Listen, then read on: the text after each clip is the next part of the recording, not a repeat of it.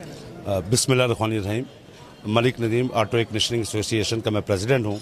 अपनी तरफ से और अपनी एसोसिएशन की तरफ से और जो छोटे ताजिर बरादरी है उन सब की तरफ से मैं इन सबको मुबारकबाद पेश करता हूँ। क्योंकि मेरा ताल्लुक ट्रेड के साथ है, इस हवाले से जो छोटा ताजिर है वो बहुत ज़्यादा पुरुमीद हो गया है। क्योंकि हमेशा अलाइंस ने, प्याफोंड अलाइंस के लीडरान ने छोटे ताजरों को चैम्बर का प्लेटफार्म ना सिर्फ बड़ा एक्टिवली उनको रोल प्ले करने के लिए दिया और उनके लिए हर मुमकिन कोशिश की है।